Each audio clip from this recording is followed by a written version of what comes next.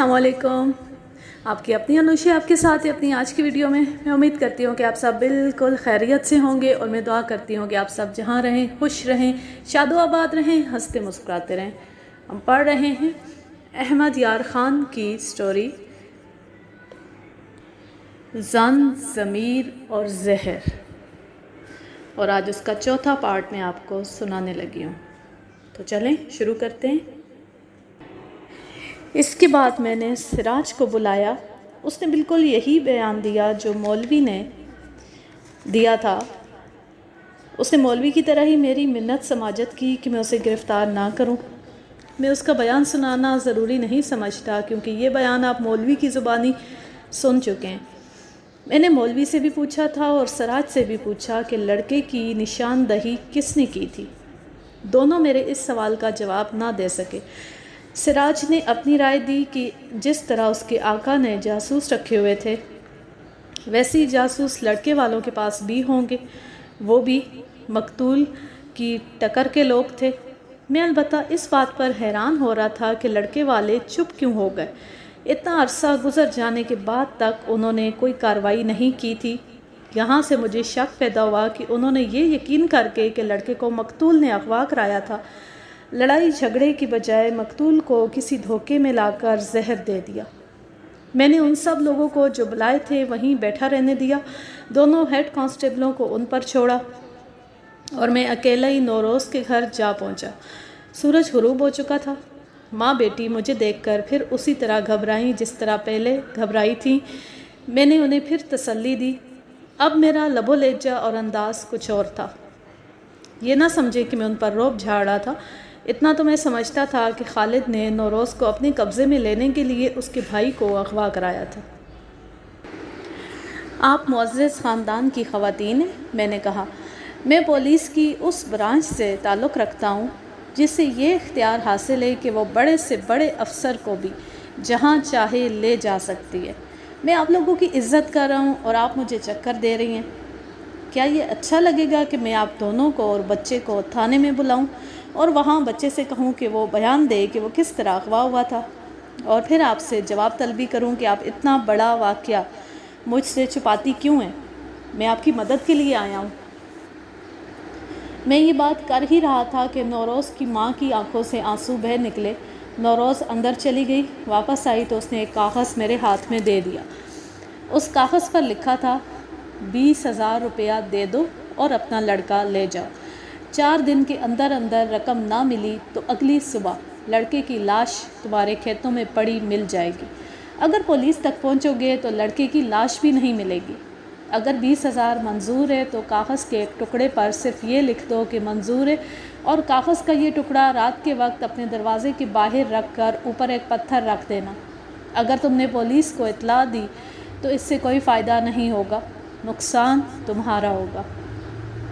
मैंने जब ये तहरीर पढ़ी तो सबसे पहले ये ख़याल आया कि मैंने इसी हाथ की लिखी हुई तहरीर कहीं देखी है। मैं हैंड राइटिंग एक्सपर्ट तो नहीं था, लेकिन इतना तजर्बा था कि असली और जाली तहरीर में फ़र्क मालूम कर लेता था। सोचते सोचते याद आ गया कि ये हाथ और तकरीबन यही कलम मैंने 2-3 रोज़ पहले ही देखा है। मैं जब शहर में मकतूल के घर उसके कागजात देख रहा था तो उसकी 2-3 तहरीरें देखी थी। ये तहरीर जो नौरोज़ ने मेरे आगे रखी थी ये बिला शक व शुबा मकतूल के हाथ की लिखी हुई थी। अब मैं इस बात पर हैरान हुआ कि मकतूल तो दौलतमंद आदमी था। उसे एक लड़के को यरगमाल में रख कर रकम मांगने की ज़रूरत नहीं होनी चाहिए थी। ये 20,000 रुपया आज का नहीं था। उस ज़माने का 20,000 रुपया आज के 3-3.5 लाख रुपए के बराबर बनता था। मुझे ख़याल आया कि जहनीत मुजरिमाना हो जाए तो मुजरिम ये नहीं देखा करते कि उनकी अपनी सोशल पोजीशन क्या है और उनके घर में कितनी दौलत है। क्या आप मुझे पूरी बात सुनाएंगी? मैंने माँ बेटी से पूछा। हम बहुत डरी हुई हैं, नौरोज़ की माँ ने जवाब दिया। हमने अपने बच्चे को सख्ती से कह रखा है कि किसी को ना बताए कि वो अगवा हुआ था और किस तरह रिहा हुआ है। मैंने उन्हें अभी ये नहीं बताया था कि मुझे नौरोज़ के मंगेतर और उसके भाई पर शक है कि खालिद को उन्होंने जहर दिया है। ये सारा खेल मेरे लिए एक मुअम्मा था। میں الفاظ میں شاید بیان نہیں کر سکا کہ ماں اور بیٹی کس قدر خوفزدہ تھیں۔ انہوں نے تفصیلاً بتایا کہ وہ خالد کے خاندان اور اس کے پالے ہوئے ہنڈوں سے اور یہاں کے سکھ تھانے دار اور اس کی پولیس سے کتنی ڈری ہوئی ہے۔ ان کی اس دہشت زدگی میں مزید اضافہ اس طرح ہو گیا تھا کہ خالد مارا گیا تھا۔ ان دونوں کو پتہ چل چکا تھا کہ خالد کو زہر دیا گیا ہے۔ نوروز کی ماں نے مجھے صاف الفاظ میں بتایا کہ وہ اس ڈر سے مری جا رہی ہیں کہ خالد کی موت کا الزام ان پر نہ آ جائے۔ میں نے انہیں بتایا کہ میں کسی تھانے کا تھانے دار نہیں بلکہ میں تھانے کے تھانے داروں کو بھی گرفتار کر کے سزا دلانے کا اختیار رکھتا ہوں۔ ماں بیٹی پر اپنا اعتماد پیدا کرنے کے لیے مجھے خاصا زور لگانا پڑا۔ میں نے انہیں کہا کہ میں ان کا خوف ہمیشہ کے لیے رفع کر دوں گا، مختصر یہ کہ بڑی کوشش سے وہ اصل واقعہ سنانے پر آمادہ ہو گئی۔ میں نے نوروز کی ماں سے کہا کہ وہ نوروز کو میرے پاس بیٹھی رہنے دے اور خود اندر چلی جائے۔ نوروز کے متعلق پہلے بتا چکا ہوں کہ ذہین اور جرأت والی لڑکی تھی۔ اس نے بات شروع ہی اس طرح کی کہ خالد اسے بری نیت سے دوست بنانا چاہتا تھا۔ چونکہ خالد اور نوروز ایک ہی سوشل حیثیت کے تھے اور لڑکی پردہ نشین نہیں تھی بلکہ کچھ آزاد خیال تھی، اور اسے معلوم تھا کہ خالد شریف آدمی نہیں، لیکن وہ سمجھتی تھی کہ خالد کم از کم اس کے ساتھ بدتمیزی نہیں کرے گا، اس لیے وہ اس کے ساتھ کچھ بے تکلف ہو گئی۔ خالد نے کھیتوں اور دیگر کاموں کے معاملے میں ان لوگوں کی امداد شروع کر دی۔ ایک روز نوروز خالد کے مکان میں آئی ہوئی تھی۔ خالد نے اس کے ساتھ اس قسم کی بے تکلفی شروع کر دی جس کی نوروز کو امید نہیں تھی۔ نوروز نے ہنستے ہنستے اسے ٹالنا چاہا لیکن خالد ٹلتا نظر نہیں آتا تھا۔ خالد صاحب، نوروز نے اس سے کہا، میں جس حد تک دوستی رکھنا چاہتی ہوں آپ اس سے آگے نکل رہے ہیں۔ آپ اگر اپنی یہ تمام زمین میرے نام منتقل کر دیں تو بھی میں آپ کے ساتھ اپنی حد سے باہر نہیں نکلوں گی۔ پھر شادی کے لیے تیار ہو جاؤ۔ خالد نے بے تکلفی سے کہا، تم شاید سمجھ نہیں سکیں کہ میرے دل میں تمہاری کتنی محبت ہے، اور یہ محبت ایسی نہیں کہ تم ٹالو گی تو میں ٹل جاؤں گا۔ ساری زندگی کی رفاقت قبول کر لو۔ کیا آپ شادی شدہ نہیں؟ نوروز نے پوچھا۔ اس سے تو میں پہلے ہی جان چھڑا رہا ہوں، خالد نے کہا، اور وہ مجھ سے تنگ ہے۔ تم ہاں کہو اور میں اسے طلاق دے دوں گا۔ لیکن میں طلاق نہیں لے سکتی، نوروز نے کہا۔ کیا کہہ رہی ہو؟ خالد نے حیران ہو کر کہا، تم شادی شدہ تو نہیں ہو؟ میری منگنی ہو چکی ہے خالد صاحب، نوروز نے کہا، اور منگنی اس کے ساتھ ہوئی ہے جسے میں دل سے پسند کرتی ہوں۔ میں اسے کبھی نہیں چھوڑوں گی۔ اس کے باوجود خالد اسے اپنی ہوس کے جال میں پھانسنے کی کوشش کرتا رہا۔ نوروز نے بڑی مشکل سے اسے ٹالا اور اٹھ کر چل پڑی۔ خالد نے اسے پوچھا کہ وہ کل کس وقت آئے گی؟ اگر آپ وعدہ کریں کہ پھر کبھی آپ میرے ساتھ اس قسم کی بات نہیں کریں گے تو جس وقت آپ چاہیں گے آ جاؤں گی، نوروز نے کہا۔ مجھے بھی اس جنگل میں کسی کے ساتھ کی ضرورت ہے، لیکن میری اس آزاد خیالی کو آپ کوئی دوسرا رنگ نہ دے۔ اگلے روز نوروز خالد کے ہاں نہ گئی، خالد اس کے ہاں آ گیا۔ نوروز نے اسے صاف الفاظ میں کہہ دیا کہ اس نے بہت سوچا، آخر وہ اس نتیجے پر پہنچی ہے کہ وہ خالد سے تعلقات توڑ لے۔ اس سے اگلے روز نوروز کا چھوٹا بھائی گھر سے نکلا اور واپس نہ آیا۔ رات بھر ماں بیٹی روتی اور اس کا انتظار کرتی رہی۔ انہوں نے اپنے مزاروں کو ہر طرف دوڑا دیا تھا اور ہر طرف سے یہی جواب ملتا تھا کہ بچہ نہیں ملا۔ صبح دونوں علاقے کے تھانے میں چلی گئیں اور سکھ تھانے دار جوگندر سنگھ کو رپورٹ دی۔ نوروز نے مجھے بتایا کہ جوگندر سنگھ نے عام سے کاغذ پر رپورٹ لکھی، لڑکے کی عمر، حلیہ وغیرہ لکھا اور کہنے لگا کہ گھر جا کر آرام سے بیٹھو، لڑکا مل جائے گا۔ ماں بیٹی گھر آ گئی لیکن انہیں چین کیسے آتا۔ دوپہر کو دونوں پھر تھانے چلی گئیں۔ جوگندر سنگھ کا رویہ کچھ اور بدلا ہوا تھا۔ تم لوگ پولیس کو خواہ مخواہ پریشان کرتے ہو، جوگندر سنگھ نے انہیں کہا۔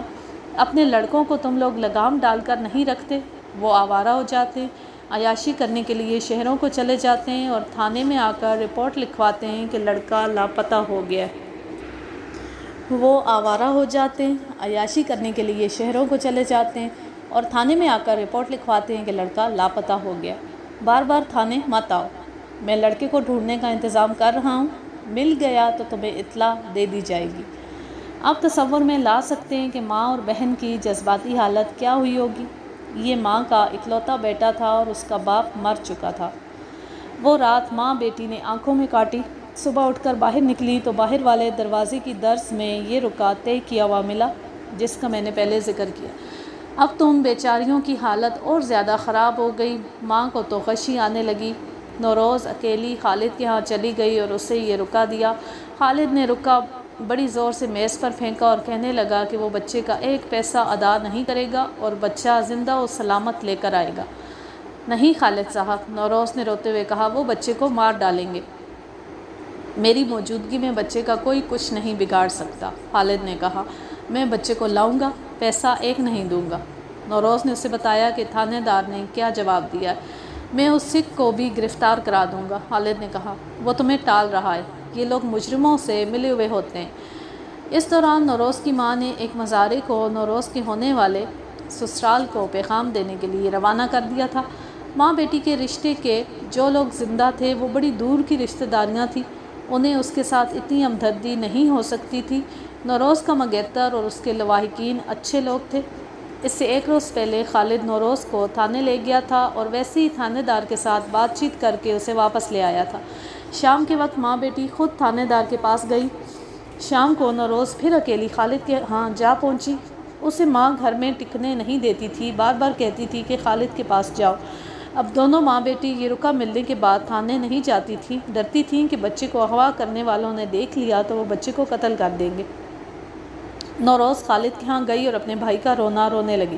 خالد نے پھر اسے تسلیاں دی اور کہا کہ چند گھنٹوں میں اس نے معلوم کر لیا ہے کہ لڑکا کہاں ہے اور اب وہ سوچ رہا ہے کہ وہاں کس طرح حملہ کرے اور لڑکے کو زندہ نکال لائے۔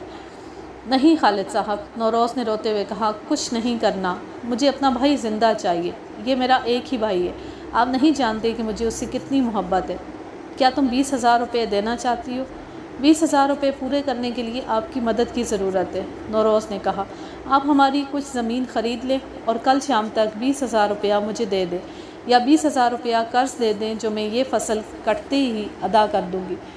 وہ دونوں کچھ دیر اس موضوع پر باتیں کرتے رہے۔ نوروز نے مجھے جو باتیں سنائیں اس سے میں اندازہ کرتا رہا کہ خالد اس لڑکی کو کس مقام پر لانے کی کوشش کر رہا تھا۔ کرتے کرتے وہ اپنی اصل بات پر آ گیا۔ روزی، خالد نے اسے کہا، 20,000 معمولی بات ہے، کل شام تک تمہارا بھائی تمہارے پاس ہوگا، میری محبت کی تھوڑی سی قیمت ادا کر دو۔ خالد نے وہی قیمت بتائی جو نوروز کو منظور نہیں تھی۔ خالد نے صاف الفاظ میں کہہ دیا کہ وہ اسے کس مقصد کے لیے چاہتا ہے۔ انسپکٹر صاحب، روزی نے مجھے بیان دیتے ہوئے کہا، ایک طرف میری عصمت تھی اور دوسری طرف میرا پیارا بھائی تھا۔ میں سوچ میں پڑ گئی کہ ان دونوں میں سے کس سے دستبردار ہو جاؤں۔ ان لمحوں کا ذکر کرتے ہوئے نوروز کی آنکھوں میں آنسو آ گئے۔ کہنے لگی، اگر میرے پاس پستول ہوتا تو میں خودکشی کر لیتی۔ خالد نے مجھے بازو سے پکڑ کر اپنے پاس پلنگ پر بٹھا لیا تھا۔ میں تو یہ فیصلہ بھی نہ کر سکی کہ اس سے دور رہوں یا قریب ہو جاؤں۔ میرے دل سے ایک ہوک سی اٹھی اور مجھے خدا یاد آیا۔ میرا خیال ہے کہ میں بھائی کی خاطر پھسل چلی تھی کہ دروازے پر دستک ہوئی۔ خالد نے بڑے غصے سے کہا، کون ہے اوئے؟ باہر سے میرے ایک مزارے کی آواز آئی کہ بی بی کے مہمان آ گئے، انہیں جلدی گھر بھیج دیں۔ خالد نے بڑی زور سے اپنے ماتھے پر ہاتھ مارا۔ میں اٹھ کھڑی ہوئی۔ اس نے پوچھا کہ جلدی آؤ گی؟ میں کوئی جواب دیے بغیر باہر نکل گئی۔ وہ گھر گئی تو اس کا منگیتر کا بڑا بھائی اور ان کا باپ آیا ہوا تھا۔ 2 نالی بندوق وہ اپنے ساتھ لائے تھے۔ یہ لوگ اگلی صبح خالد سے ملے۔ خالد نے بھی انہیں تسلیاں دیں کہ لڑکا مل جائے گا۔ خالد صاحب، نوروز کے ہونے والے سسر نے کہا، روزی بتاتی ہے کہ آپ کو معلوم ہے لڑکا کہاں ہے۔ ہم اغوا کرنے والوں سے ڈرتے ہیں کہ وہ لڑکے کو نقصان پہنچا دیں گے، اس لیے ہم پولیس کے پاس نہیں جا رہے۔ آپ اس سلسلے میں کیا کر سکتے ہیں؟ نوروز بھی ان کے ساتھ آئی تھی۔ خالد نے ان لوگوں کو ایسا جواب دیا جس سے وہ کچھ مطمئن ہو گئے۔ جواب کچھ اس قسم کا تھا کہ 1-2 دن اور انتظار کر لیں۔ یہ سب وہاں سے اٹھ گئے۔ میرے پوچھنے پر نوروز نے بتایا کہ اسے بالکل شک نہیں ہوا کہ خالد نے اسے پھانسنے کے لیے اس کے بھائی کو خود ہی اغوا کرایا تھا۔ میری حالت تو پاگلوں جیسی ہو رہی تھی انسپکٹر صاحب، اس نے کہا۔ ذہن میں صرف بھائی تھا اور 20,000 روپیہ۔ شام کے بعد روزی اور اس کی ماں اور ان کے یہ مہمان بیٹھے یہ سوچ رہے تھے، بلکہ فیصلہ کر چکے تھے کہ 20,000 روپیہ ادا کر دیا جائے۔ نوروز کے منگیتر نے کہا کہ آج رات ایک کاغذ پر لکھ کر باہر رکھ دیتے ہیں کہ منظور ہے۔ اتنے میں ایک عورت ان کے گھر آئی۔ وہ خالد کے مزاروں میں سے تھی۔ اس کا نام تو کچھ اور تھا لیکن وہاں سب اسے جوگن کہتے تھے۔ وہ نوروز اور اس کی ماں کو الگ لے گئی۔ کیوں پریشان ہوتی ہو بیبیو؟ اس نے کہا، کسی کو یہ نہ بتانا کہ یہ بات میں نے تمہیں بتائی ہے، تمہارا بچہ یہیں ہے۔ میں یہ نہیں بتا سکتی کہ بچے کو کیوں اغوا کیا گیا ہے، لیکن بچہ تمہارا جہاں ہے وہ صاف بتا دوں گی۔ خالد کا ایک مزارع ہے جس کا نام مولوی ہے، تمہارا بچہ اس کے گھر میں ہے۔ اگر تم خالد سے کہو گی کہ بچہ واپس کر دے تو وہ نہیں کرے گا۔ تم نہیں جانتی کہ وہ اپنے باپ کی اولاد نہیں، شیطان کی نسل سے ہے۔ آگے تمہاری ہمت ہے کہ بچے کو وہاں سے کس طرح نکلواتی ہو۔ اس عورت نے ان کے ساتھ بہت سی باتیں کی، پھر اس نے یہی باتیں نوروز کے منگیتر وغیرہ کو بتائیں۔ منگیتر کے باپ نے کہا کہ جوگن اسے مولوی کا گھر دکھا دے۔ رات کا وقت تھا۔ جوگن نوروز کے منگیتر کو دور کا چکر کاٹ کر ساتھ لے گئی اور مولوی کا مکان دکھا دیا۔ دور کا چکر کاٹنے کا مقصد یہ تھا کہ خالد کا گھر سیدھے راستے میں آتا تھا۔ جوگن نے یہ بھی بتایا کہ خالد رات کو وہاں جاتا ہے۔ مکان کا نقشہ بھی سمجھایا۔ وہ سیدھا سادہ مکان تھا، پہلو بپہلو 2 کمرے تھے اور آگے صحن تھا۔ صحن کی دیوار کچی تھی۔ جوگن نے نوروز کے منگیتر کو بڑی اچھی طرح گھر کے اندر کا نقشہ بتا دیا۔ یہ کوئی محل نہیں تھا، بنگلہ نہیں تھا اور یہ حویلی بھی نہیں تھی۔ نوروز کا منگیتر اسی رات وہاں سے چلا گیا۔ رات 11 بجے ایک ریل گاڑی گزرتی تھی۔ منگیتر صبح اپنے شہر پہنچ گیا۔ اس نے اپنی برادری اور رشتہ داری کے 2 دلیر اور بدمعاش قسم کے دوست اپنے ساتھ لیے اور اسی روز واپس آیا۔ وہ رات 9 بجے کے لگ بھگ اراضی پر واپس آیا۔ میں یہ سن کر حیران ہوا کہ اس نے یہ انتظام اتنی تیزی سے کیا کہ رات گیا اور دوسری رات آ بھی گیا۔ اراضی کی جگہ سے ریلوے اسٹیشن تک لاری جاتی تھی، یہ اسے جلدی مل گئی۔ آخری لاری جا رہی تھی۔ مجھے بعد میں پتہ چلا کہ واپسی پر ریلوے اسٹیشن سے اس طرف آنے والی لاری کو چلنے میں ابھی بہت وقت تھا۔ سواریاں پوری ہو جانے پر لاری چلا کرتی تھی۔ یہ امیر کبیر لوگ تھے۔ ان تینوں نے سالم لاری لے لی۔ ڈرائیور کو پیسے دے کر کہا کہ وہ اڑتا ہوا چلے۔ ڈرائیور نے لاری اڑا کر دکھا دی اور انہیں منزل پر پہنچا دیا۔ میں اور امی نہیں چاہتی تھی کہ یہ طریقہ اختیار کیا جائے، نوروز نے مجھے بیان دیتے ہوئے کہا۔ ہم ڈرتی تھیں کہ میرا منگیتر اور اس کے دوست وہاں پہنچیں گے تو جن کے پاس میرا بھائی ہے وہ اسے قتل کر کے بھاگ جائیں گے، لیکن میرا منگیتر تو کوئی بات سنتا ہی نہیں تھا۔ امی نے اسے کہا کہ اس عورت پر اعتبار کر لینا بھی خطرناک ہو سکتا ہے۔ جوگن کو ان بدماشوں نے خود بھیجا ہوگا اور یہ ایک جال ہے، لیکن میرا منگیتر کہتا تھا کہ لڑکا وہیں ہے اور اسے خالد نے اغوا کرایا ہے۔ معلوم ہوتا ہے تمہارا منگیتر جوشیلا اور جذباتی نوجوان ہے، میں نے ہنستے ہوئے کہا۔ یا وہ بے وقوف ہے؟ یہ تو خوش قسمتی تھی کہ لڑکا مل گیا ہے، اسے ایک اجنبی عورت پر اعتبار نہیں کرنا چاہیے تھا۔ وہ جوشیلا بھی ہے، جذباتی بھی ہے اور جرأت مند بھی ہے، نوروز نے کہا، لیکن وہ بے وقوف نہیں۔ اس نے اس لیے جوگن کی یہ بات فوراً مان لی تھی کہ میرے بھائی کو خالد نے اغوا کرایا ہے کہ میں نے اسے الگ بٹھا کر بتایا تھا کہ خالد کس طرح مجھ پر جال پھینکتا رہا ہے۔ میں نے آپ کو جو باتیں سنائی ہیں وہ اسے بھی سنائی تھی اور اس نے فوراً کہہ دیا تھا کہ یہ خالد کی سازش ہے۔ مجھے یہ بھی خطرہ نظر آنے لگا تھا کہ یہ جوش اور غصے میں خالد کو ہی قتل نہ کر دے۔ میرے منگیتر کے والد صاحب بھی اپنے بیٹے کی حوصلہ افزائی کر رہے تھے۔ انہوں نے اپنی 2 نالی بندوق انہیں دے دی۔ میری اور امی کی حالت ان چاروں کے چلے جانے کے بعد یہ ہو گئی کہ ہم خوف سے کانپتی رہیں۔ ہم نے جو 1 گھنٹہ گزارا وہ 1 سال جتنا لمبا تھا۔ آخر وہ میرے بھائی کو لے کر آ گئے۔ انہوں نے ہمیں سنایا کہ وہ کس طرح اس مکان میں داخل ہوئے۔ خالد وہاں موجود تھا۔ پھر انہوں نے جس کمرے کا دروازہ بند دیکھا وہ کھول کر اندر چلے گئے۔ میرا بھائی اسی کمرے میں تھا۔ اس کے بعد نوروز نے مجھے وہ بات سنائی جو اسے منگیتر وغیرہ نے سنائی تھی کہ وہ لڑکے کو کس طرح نکال لائے اور خالد کے ساتھ کیا باتیں اور کیا تصفیہ ہوا۔ میں آپ کو یہ سارا واقعہ خالد کے مزارع مولوی کی زبانی سنا چکا ہوں۔ میں نے یہ واقعہ نوروز کے منگیتر سے بھی ابھی سننا تھا۔ میں نے نوروز سے پوچھا کہ وہ مجھ سے کیوں چھپاتی رہی کہ ان کے گھر میں اتنا بڑا واقعہ ہو گیا تھا۔ انسپکٹر صاحب، اس نے جواب دیا، آپ پولیس انسپکٹر ہیں، آپ حالات کو اور انسانوں کو کسی اور نظر سے دیکھتے ہیں۔ ہماری نظر کچھ اور ہے، کیونکہ ہم حالات اور برے انسانوں کی زد میں آئے ہوئے لوگ ہیں۔ سکھ تھانے دار کے رویے سے ہمیں پتہ چل گیا تھا کہ وہ مجرموں کے ساتھ ملا ہوا ہے اور مجرموں کی نیت بھی معلوم ہو گئی تھی۔ بھائی کے واپس آ جانے کے بعد ہم پہلے سے زیادہ ڈرتی رہیں۔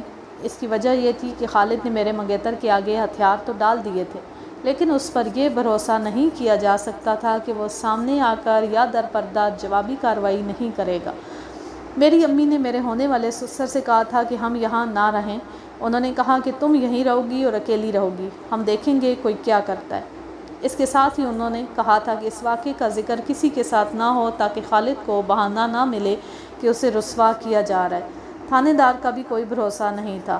جب آپ آئے تو ہم اس لیے ڈر گئیں کہ آپ کو اگر یہ واقعہ سنا دیا تو آپ بھی اپنے محکمے کا ساتھ دیں گے اور اس سکھ تھانے دار کی دھاندلی پر پردہ ڈالیں گے۔ اس لڑکی نے یہ واقعہ تو سارے کا سارا سنا دیا، لیکن میں اس واقعے کی تفتیش کے لیے نہیں آیا تھا، نہ ہی میرے پاس اس لڑکے کے اغوا کی کوئی رپورٹ تھی۔ میرا مسئلہ جوں کا توں اپنی جگہ موجود تھا، اور یہ سوال مجھے پریشان کر رہا تھا کہ کیا خالد کو نوروز کے منگیتر نے زہر دیا تھا؟ اس کے ساتھ ہی یہ شک بھی ذہن میں آیا کہ نوروز کوئی بدھو اور عام سی لڑکی نہیں ہو سکتا اس نے اپنی بیزتی اور اپنے بھائی کے اغوا کا انتقام لینے کے لیے اپنے منگیتر کی شے پر خالد کو دوستی کا جھانسا دے کر اسے زہر دے دیا۔ تم خالد کے ہاں اس کے بعد بھی گئی تھی؟ میں نے ایسے لہجے میں کہا جیسے مجھے یقین تھا کہ وہ وہاں گئی ہوگی۔ اتنے بڑے واقعے کے بعد وہاں جانے کا سوال ہی پیدا نہیں ہوتا تھا، نوروز نے جواب دیا۔ میں تو اس کی صورت بھی دیکھنا گوارا نہیں کرتی تھی۔ میرا خیال ہے کہ تم ایک بار وہاں گئی ہو، میں نے کہا۔ اور میرا خیال ہے انسپکٹر صاحب، اس نے کہا، آپ سمجھ نہیں رہے کہ جو حالات ہمارے لیے پیدا کر دیے گئے تھے اس میں میرا وہاں جانا بنتا ہی نہیں تھا۔ معلوم نہیں آپ یہ خیال کہاں سے لے آئے ہیں۔ میں بھلا اس کے پاس جانے کی جرات کر سکتی تھی؟ اس کے ساتھ تو باقاعدہ دشمنی پیدا ہو گئی تھی۔ میں جاتی تو وہ مجھ سے انتقام لیتا، مجھے غائب کر دیتا۔ اس کے ہاں جانے کا مقصد ہی کوئی نہیں رہا تھا۔ میں نے ہر پہلو سے اس پر حملہ کیا، اس کے ہر جواب کو بڑے غور سے سنا، جوابوں میں سے سوال نکالے، لیکن اس کی خود اعتمادی اور ذہانت کو دیکھ کر مجھے یہ ماننا پڑا کہ خالد کو اس نے زہر نہیں دیا۔ لیکن میں ابھی یہ ماننے پر آمادہ نہیں ہو رہا تھا کہ خالد کی زہر خورانی کا تعلق لڑکے کے اغوا کے ساتھ نہیں، اسے اسی سلسلے میں زہر دیا گیا تھا۔ تمہیں یہ تو معلوم ہوگا کہ خالد یہاں سے کب شہر گیا تھا؟ میں نے نوروز سے پوچھا۔ تیسرے چوتھے روز پتہ چلا تھا کہ وہ یہاں سے چلا گیا ہے، نوروز نے جواب دیا۔ پھر کچھ دنوں بعد پتہ چلا کہ وہ مر گیا ہے، اور یہ بھی سنا کہ اس کی موت زہر سے واقع ہوئی۔ اس لڑکی کے بعد میں نے اس کے بھائی کو اپنے پاس بٹھایا اور اس کا بیان لیا۔ اس کا بیان اتنا سا ہی تھا کہ خالد کے مزار مولوی نے اسے کہا کہ فلاں جگہ جاؤ، وہاں کبوتر اور فاختہ ہیں۔ لڑکا دوڑتا ہوا وہاں پہنچا، اس کے پاس غلیل تھی، وہاں وہ ادھر ادھر دیکھ رہا تھا تو کسی نے اس پر کپڑا پھینکا اور اسے اٹھا کر لے گئے۔ میں نے اس سے پوچھا کہ اسے کہاں لے گئے تھے؟ اس نے بتایا کہ پہلے اسے ایک مکان میں لے گئے، پھر آنکھوں پر پٹی باندھ کر ایک گھوڑے پر بٹھایا اور بہت دور لے گئے تھے۔ وہاں انہوں نے اسے ایک مکان میں رکھا اور اسے بڑا اچھا کھانا دیتے رہے۔ میں نے آپ کو پہلے بتایا کہ اسے گھوڑے پر بٹھا کر وہیں گھماتے پھراتے رہے، جس سے وہ یہ سمجھا کہ اسے بہت دور لے جایا جا رہا ہے۔ میرے پوچھنے پر اس نے بتایا کہ اسے سوائے قید کے کوئی اور تکلیف نہیں دی گئی۔ مختصر یہ کہ اس لڑکے سے مجھے اپنے کام کی کوئی بات معلوم نہ ہوئی۔ میں نے اس سے بھی معلوم کرنے کی کوشش کی کہ نوروز اس کے بعد بھی خالد کے ہاں گئی تھی یا وہ خالد کو پھر بھی ملا تھا۔ لڑکے نے بڑا پختہ جواب دیا کہ نوروز کے ہونے والے سسر نے بڑی سختی سے کہا تھا کہ خالد کی اراضی کی حدود میں قدم بھی نہ رکھنا۔ نوروز کی ماں کے ساتھ جو باتیں ہوئیں وہ ویسی ہی تھیں جیسی نوروز نے سنائی تھیں۔ وہ اب بھی ڈری ہوئی تھی۔ میں نے اسے بہت تسلیاں دیں اور وہاں سے اٹھایا۔ راستے میں یہی معمہ میرے ذہن میں کل بلاتا رہا کہ خالد کو زہر کس نے دیا۔ پھر یہ عورت جس کا نام جوگن بتایا گیا تھا میرے ذہن میں آ گئی۔ تفتیش کا یہ مرحلہ بہت صبر آزما ہوتا ہے۔ عقل ایسے امتحان میں پڑ جاتی ہے جو عقل کو مار دیتا ہے۔ سوال یہ میرے سامنے آیا کہ اس عورت نے لڑکے کی نشاندہی کیوں کی؟ اسے معلوم تھا کہ لڑکا فلاں جگہ ہے، تو یہ ایک ثبوت تھا کہ وہ لڑکے کے اغوا میں شامل تھی۔ اگر شامل تھی تو اس نے نشاندہی کیوں کی؟ کیا اس کی خالد کے ساتھ کوئی دشمنی تھی یا ان دونوں مزاروں سے؟ سوچ سوچ کر میں نے ضروری سمجھا کہ اس عورت کے ساتھ گفتگو کر لی جائے۔ میں نے خالد کے مکان میں، جسے میں نے اب تفتیش کا ہیڈ کوارٹر بنا لیا تھا، پہنچتی ہی جوگن کو طلب کیا۔ جوگن کے آنے تک میں نے رام سے ہائے سے پوچھا کہ وہ جوگن کو جانتا ہے۔ اسے کون نہیں جانتا حضور، اس نے جواب دیا۔ بڑی گہری اور بڑی تیز عورت ہے، جیسا چکر کہو چلا کر دکھا دے گی۔ جاگیردار خالد کے منہ چڑھی ہوئی تھی۔ اپنی جوانی تو اس نے جیسے گزاری وہ سب جانتے ہیں، لیکن اب اس کی چالاکیوں کے رنگ ڈھنگ بدل گئے ہیں، جس کی وجہ یہ ہے کہ اس کی بیٹی جوان ہو گئی ہے اور بڑی خوبصورت نکلی ہے۔ جوگن سائی کی طرح اسے اپنے ساتھ رکھتی ہے۔ وہ چاہتی ہے کہ اس کی بیٹی کہیں خجل خراب نہ ہو اور باعزت طریقے سے ڈولی میں بیٹھ کر چلی جائے۔ اس کی ساری اولاد یہی ایک بیٹی ہے۔ اس کا خاوند یہاں مزارہ ہوگا؟ نہیں حضور، رام سہائے نے جواب دیا، بیوہ ہے۔ 7-8 سال گزرے وہ مر گیا تھا۔ اور حضور لوگ کہتے تھے کہ جوگن نے اپنے خاوند کو زہر دے کر مارا تھا، وہ فوراً مر جاتا تو شاید یہ پکڑی بھی جاتی۔ اگر اس نے زہر دیا ہی تھا تو ایسا زہر دیا جس نے اس کے خاوند کو پہلے بیمار کیا، پھر وہ کچھ دن بعد مر گیا، جس سے کسی کو شک نہ ہوا کہ مرنے والا زہر سے مرا ہے۔ کیا تمہیں یقین ہے؟ نہیں حضور، رام سہائے نے جواب دیا، کسی پر بغیر ثبوت کے الزام لگانا اچھا نہیں ہوتا، لوگ کہتے تھے۔ اور حضور لوگوں کے کہنے کا کیا ہے؟ جوگن اچھی شکل و صورت والی عورت ہے، ایسی بری بھی نہیں تھی کہ جو کوئی اسے بلاتا اس کے ساتھ چل پڑتی۔ تو مزاروں کی بہو بیٹی لیکن طرح دار تھی اور چھوٹے موٹے آدمی کی طرف تو دیکھتی بھی نہیں تھی۔ جن لوگوں کے ہاتھ وہ نہیں آتی تھی انہوں نے اسے اس طرح بدنام کرنے کی کوشش کی ہوگی کہ اس نے اپنے خاوند کو زہر دیا ہے۔ اس کے بعد میں نے شامے کو بلا کر جوگن کے متعلق پوچھا، اس نے بھی رام سہائے جیسی رائے دی۔ اس نے بھی کہا کہ سنا ہے جوگن نے اپنے خاوند کو زہر دیا ہے، لیکن اسے یقین نہیں تھا۔ تم تو اس کے متعلق اور بہت کچھ بتا سکتے ہو، میں نے کہا۔ تمہیں تو مالک نے ان لوگوں کا نمبردار بنا رکھا تھا۔ ہاں علیجا، اس نے کہا، جتنا میں اسے جانتا ہوں شاید کوئی اور نہ جانتا ہو۔ ایک بات یہ بھی ہے کہ جب سے اس کی بیٹی جوان ہوئی ہے وہ بہت چوکس اور طبیعت کی سخت ہو گئی ہے۔ تم نے تو اس کے ساتھ بڑی گہری دوستی بھی گانٹھ رکھی ہوگی، میں نے کہا۔ دوستی کا مطلب سمجھتے ہو نا؟ گہری دوستی نہ کہیں علیجا، اس نے کہا اور کھسیانہ سا ہو کر بولا، بس کبھی کبھار۔ لیکن اب اپنی بیٹی کے معاملے میں وہ اتنی سخت ہو گئی ہے کہ خالد میاں اس کی بیٹی کو یہاں بلاتے تھے تو جوگن خود ساتھ آتی تھی، ساتھ رہتی تھی اور بیٹی کو ساتھ لے جاتی تھی۔ میں تو خالد میاں کا خاص آدمی تھا، انہوں نے مجھے 3-4 مرتبہ کہا تھا کہ تم اس عورت پر اپنا رعب نہیں جما سکتے۔ میرے کہنے کے باوجود یہ اپنی بیٹی کو میرے پاس نہیں بھیجتی۔ میں نے جوگن سے کہا تھا کہ اس نے اپنی جوانی ایسی ہی گزاری تھی، اب اپنے مالک اس کی بیٹی کو چاہتے ہیں تو اسے خوش ہونا چاہیے، انعام سے جھولی بھر دیں گے۔ لیکن علیجا، اس عورت نے قسم کھا لی تھی کہ اپنی بیٹی کو ناپاک کر کے ڈولی میں نہیں بٹھائے گی۔ جوگن کے متعلق میں نے معلومات لے لی، لیکن یہ شک کرنا غلط تھا کہ اس نے خالد کو زہر دیا ہوگا۔ شک نہ کرنے کی ایک وجہ تو یہ تھی کہ جوگن غریب تھی اور خالد کا دیا کھاتی تھی۔ دوسری وجہ یہ تھی کہ میرا پختہ شک نوروز پر تھا اور اس میں نوروز کا منگیتر بھی شامل تھا۔ اتنے میں جوگن آ گئی اور میں نے اسے کمرے میں اپنے پاس بٹھا لیا۔ میں نے اپنی کہانیوں میں ایک خاص قسم کی عورت کا ذکر اکثر کیا ہے۔ یہ عورت شہروں میں بھی ہوتی ہے جہاں وہ لوگوں کے گھروں میں کام کرتی ہے، اور یہ عورت دیہات میں بھی ہوتی ہے، وہاں بھی امیر کبیر زمینداروں کے گھروں میں نوکرانی ہوتی ہے۔ اس عورت کے انداز ہر جگہ ایک جیسے ہوتے ہیں، چہرے مختلف ہوتے ہیں لیکن ان چہروں پر تاثر ایک جیسا ہوتا ہے۔ جوگن بالکل وہی عورت تھی، اس کے نقش و نگار، باتیں کرتے وقت آنکھوں کے بدلتے ہوئے زاویے اور گردن کا خم بالکل وہی تھا۔ دیکھنے میں جوگن خوبصورت عورت رہی تھی، اس کا چہرہ بتا رہا تھا کہ بہت گہری عورت ہے۔ تمہارے متعلق بہت کچھ سن چکا ہوں جوگن، میں نے اسے کہا۔ تم کوشش یہ کرنا کہ میں جو کچھ پوچھوں وہ سچ سچ بتا دینا۔ آپ مجھے یہ تو نہیں بتائیں گے کہ آپ نے میرے متعلق کیا سنا ہے؟ جوگن نے کہا۔ یہی سنا ہوگا کہ جوگن بڑی خراب عورت ہے۔ آپ پولیس کے افسر ہیں، جو آپ کے منہ میں آئے وہ کہہ سکتے ہیں۔ غریب آدمی جرم نہ کرے تو بھی مجرم ہے۔ آپ مجھ پر کوئی سا الزام تھوپ دیں، پھر میں آپ کا حکم مانوں گی کہ اقرار کروں یا انکار۔ نہ جوگن، میں نے کہا، خواہ مخواہ الزام نہیں تھوپوں گا، اور تھوپنے کے لیے میرے پاس کوئی الزام ہے بھی نہیں۔ میں نے تم سے 1-2 باتیں معلوم کرنی ہیں، اور میں تمہیں سچے دل سے یہ بتا دیتا ہوں کہ میرے دل میں تمہارے لیے ہمدردی ہے۔ میں کوئی آسمان سے نہیں اترا، تم جیسا انسان ہوں، نہ میں تمہیں کوئی چکر دوں گا، نہ تم کوئی ہیرا پھیری کرنا۔ اس نے کچھ اور جذباتی باتیں کی۔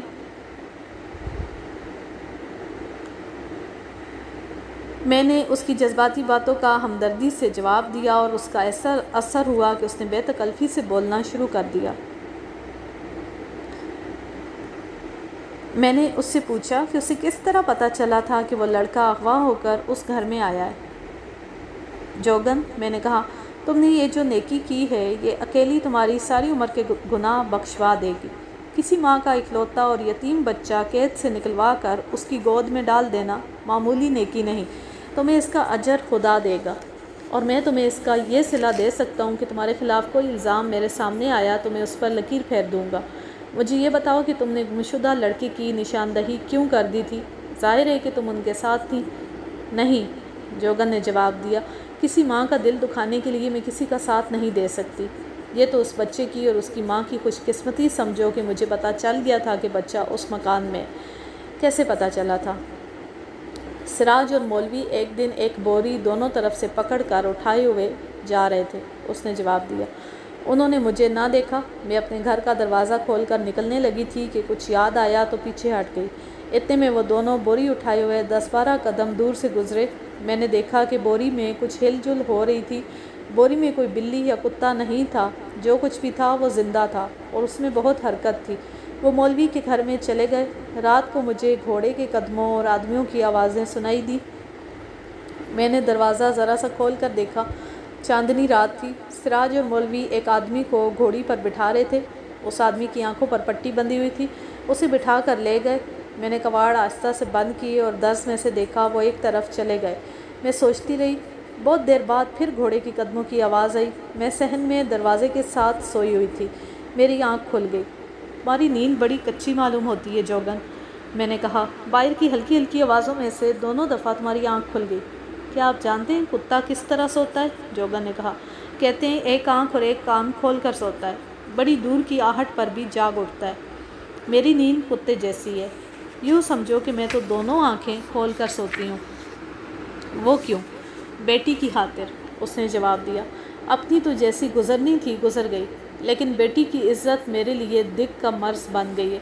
غریبوں کی بچیوں کو خوبصورت نہیں ہونا چاہیے، میں تو کہتی ہوں کہ انہیں جوان بھی نہیں ہونا چاہیے، پیدا ہوتی ہی بوڑھی ہو جائیں تو ہی ان کی عزت محفوظ رہتی ہے۔ بس اس بچی کی خاطر راتوں کو آنکھ نہیں لگتی، ذرا سا کھٹکا ہو تو آنکھ کھل جاتی ہے اور میں کہتی ہوں کہ کوئی میری بیٹی کو اٹھانے آیا ہے۔ گھوڑے کے قدموں کی آواز تو بڑی اونچی ہوتی ہے۔ دوسری بار آواز آئی تو میں نے کواڑ ذرا سا کھول کے دیکھا۔ سراج اور مولوی تھے۔ گھوڑے پر وہی آدمی بیٹھا تھا، اس کے ہاتھ پیچھے بندھے ہوئے تھے اور آنکھوں پر پٹی تھی۔ انہوں نے اسے اتارا۔ وہ آگے چل نہیں رہا تھا، اسے انہوں نے بازوؤں اور ٹانگوں سے پکڑا اور اندر لے گئے۔ اسے انہوں نے جب اتارا تھا اور وہ اپنے پاؤں پر کھڑا ہوا تھا تو میں نے دیکھا کہ وہ بڑی عمر کا آدمی نہیں تھا، قد اس کا چھوٹا تھا۔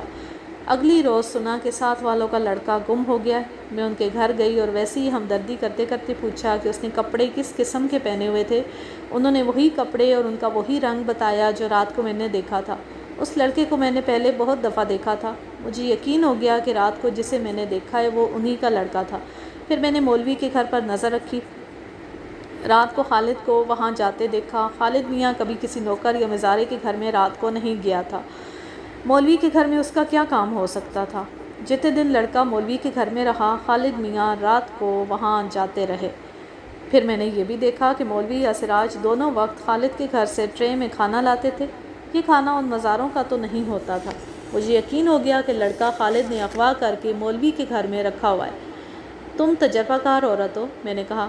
تم نے یہ تو سوچا ہوگا کہ خالد نے اس لڑکے کو کیوں اغوا کرایا تھا؟ پہلے تو میں یہ سمجھی کہ لڑکا نوعمر اور خوبصورت ہے، جوگن نے کہا، لیکن مجھے ایک خیال آ گیا، آخر میں بھی انہی لوگوں میں رہ رہی ہوں۔ خالد میاں نوروز کے پیچھے پڑے ہوئے تھے۔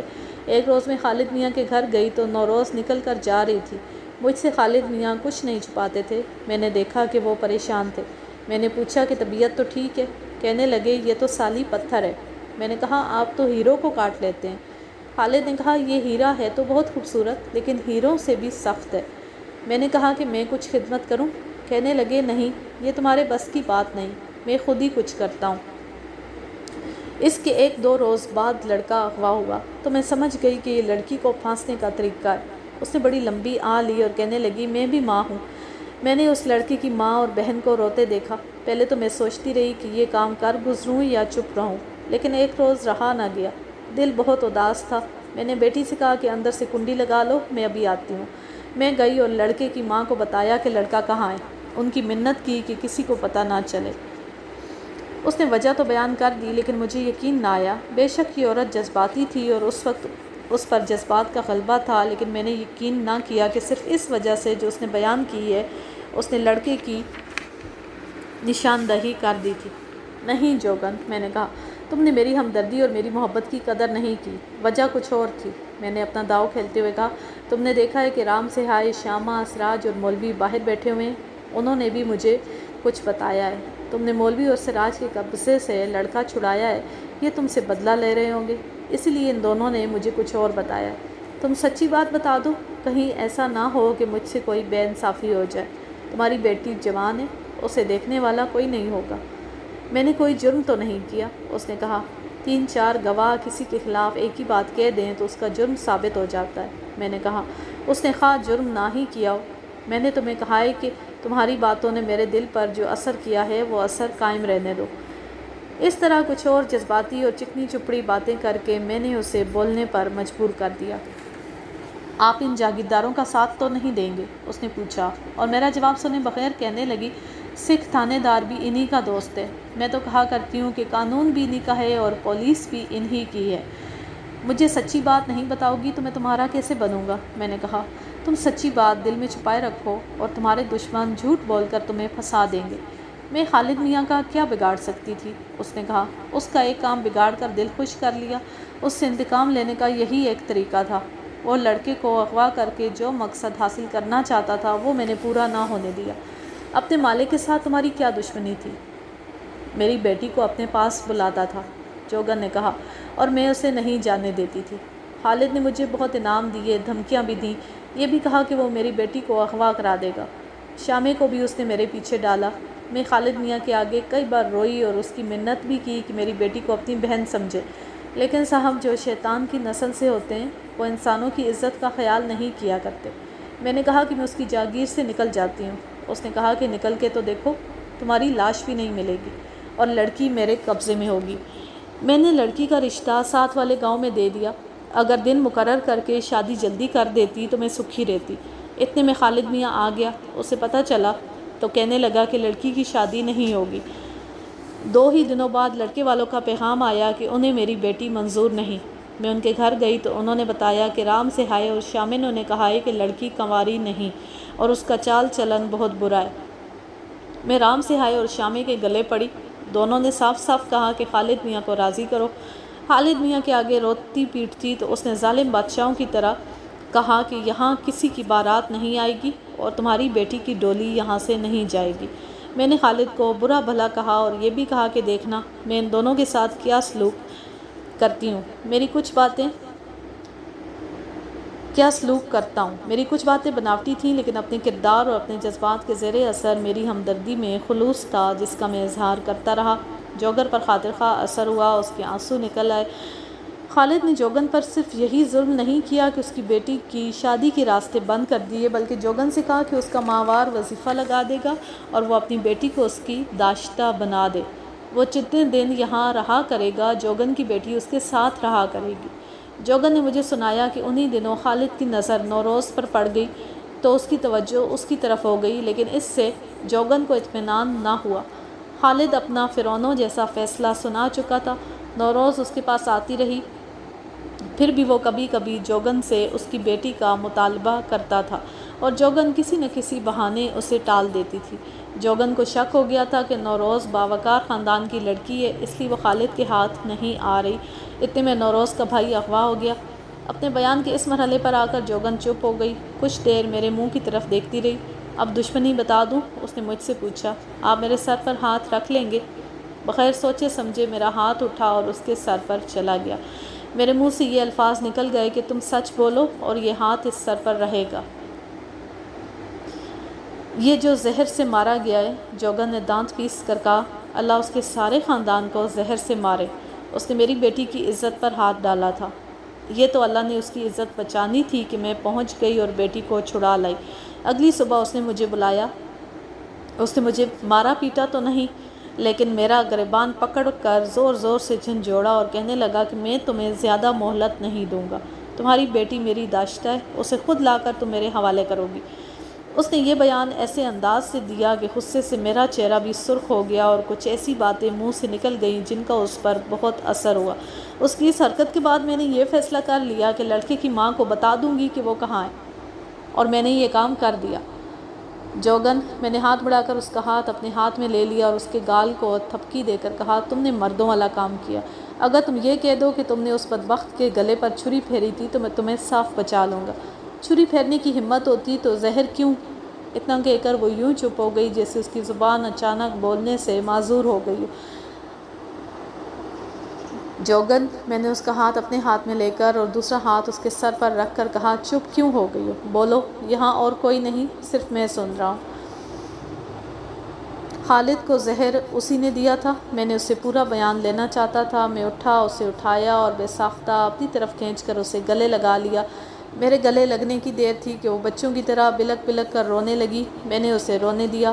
5-7 منٹ بعد وہ مجھ سے ہٹ کر کرسی پر بیٹھ گئی۔ اس نے آنسو پونچھے میری طرف دیکھ کر کہا، میری بیٹی کا کیا بنے گا؟ تم بات کرو، میں نے کہا۔ تم نے جو کچھ کیا ہے اپنی بیٹی کی عزت کی خاطر کیا ہے، اور تم نے ایک بیوہ ماں کو اس کا بچہ اور ایک بہن کو اس کا بھائی زندہ اور سلامت واپس دیا ہے۔ تمہیں اس کا صلہ اللہ دے گا۔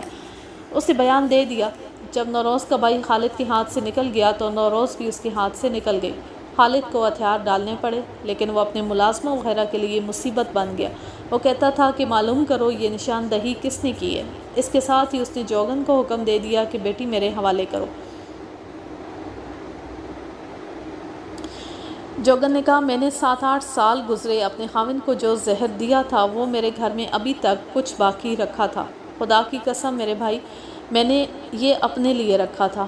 میں نے سوچا تھا کہ میری بچی جوان ہوگی، اگر جوان ہو کر یہ غلط راستے پر چل پڑی یا چلائی گئی تو یہ زہر اسے بھی پلاؤں گی اور خود بھی پی لوں گی۔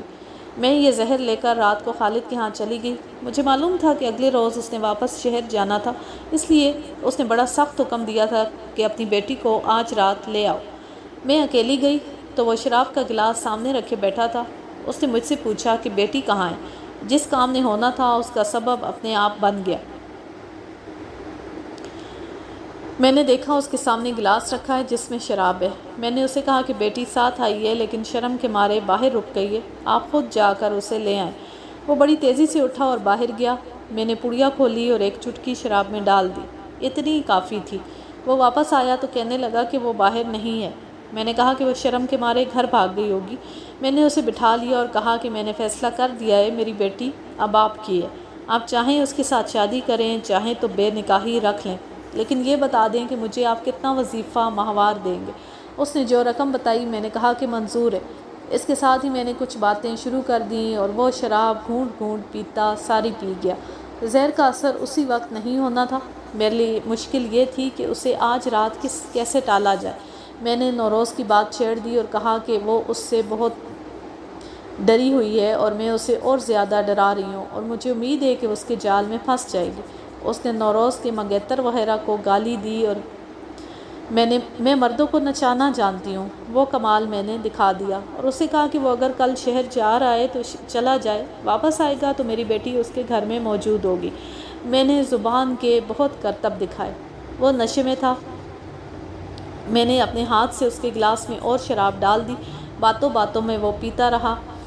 میں نے اسے پلنگ پر لٹا دیا، اس کی آنکھیں بند ہو گئیں۔ 10-12 روز بعد میرے کان میں یہ آواز پڑی کہ اس کی آنکھیں ہمیشہ کے لیے بند ہو گئیں۔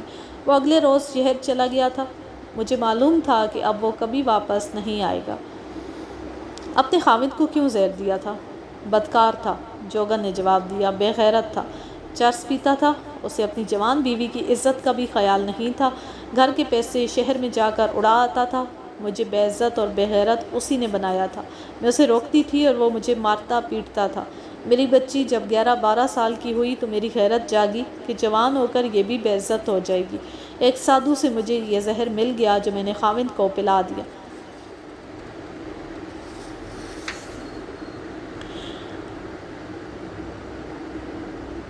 میں نے جوگن کو مجسٹریٹ کے سامنے اقبالی بیان دینے کے لیے تیار کر لیا۔ میں نے اسے کہا کہ اس کی بیٹی کا میں پکا انتظام کروں گا۔ اس کے بعد میری جتنی کارروائی تھی وہ شہادت کی فراہمی اور مقدمے کی تیاری تھی۔ لڑکے کے اغوا کا کیس میں نہیں بنا سکتا تھا کیونکہ اس کی کوئی رپورٹ نہیں تھی، لیکن میں نے سب انسپکٹر جوگندر سنگھ کے خلاف بڑی سخت رپورٹ لکھی اور لڑکے کے اغوا کا واقعہ مکمل لکھا۔ یہ میں آپ کو پہلے ہی بتا دوں کہ جوگندر سنگھ کو معطل کر کے لائن حاضر کر دیا گیا تھا۔ نوروز کی منگیتر اور اس کے باپ نے IG تک رسائی حاصل کر لی تھی اور ان کی درخواست پر تحقیقات ہو رہی تھی۔ ادھر میری رپورٹ بھی تحقیقات میں شامل ہو گئی تو جوگندر سنگھ کو سروس سے ہی برطرف کر دیا گیا۔ میں نے جوگن کو تو حراست میں لینا ہی تھا۔ اس کی بیٹی کا یہ انتظام کیا کہ شامع، سراج اور مولوی کو بلا کر بہت ذلیل کیا اور کہا کہ وہ جوگن کی بیٹی کو اپنی تحویل میں اپنی بیٹیوں کی طرح رکھیں۔ اگر ذرا سی بھی اونچ نیچ ہوئی تو میں ان سب کو لڑکے کے اغوا میں گرفتار کر کے 7 سال سزا دلاؤں گا۔ جوگن بیچاری اتنا قابل وکیل کیسے کر سکتی تھی جو اسے بری کرا لیتا۔ میں نے اس کا یہ انتظام کیا۔ جب میں نے نوروز کے منگیتر کے بھائی اور ان کے باپ کے بیان لیے تو انہیں کہا کہ جس عورت نے ان کا بچہ قتل ہونے سے بچایا اور قید سے نکلوایا تھا وہ خالد کے قتل میں پکڑی گئی ہے اور میں نہیں چاہتا کہ اسے سزا ہو۔ وہ روپے پیسے والے لوگ تھے۔ انہوں نے کہا کہ اس عورت کے لیے تو وہ بہت بڑی قربانی دینے کے لیے بھی تیار ہے۔ انہوں نے اپنی جیب سے ایک بڑا قابل عیسائی وکیل کیا۔ پہلی پیشی پر جب ہم گئے تو میں نے موقع نکال کر اس وکیل کے کان میں 2 نقطے ڈال دیے اور اسے کہا کہ سیشن سے جوگن کو بری کرائے، اور سیشن سے سزا ہو بھی گئی تو ہائی کورٹ اپیل میں شک کا فائدہ یقیناً دے گی۔ آخر ہوا یہ کہ شک کا فائدہ سیشن کورٹ نے ہی دے دیا اور جوگن بری ہو گئی۔ اور یوں یہ کہانی اپنے اختتام کو پہنچی۔ اب میں لیتی ہوں آپ سے اجازت۔ جہاں رہیں خوش رہیں، شاد و آباد رہیں، ہنستے مسکراتے رہیں۔ اللہ حافظ، اللہ نگہبان۔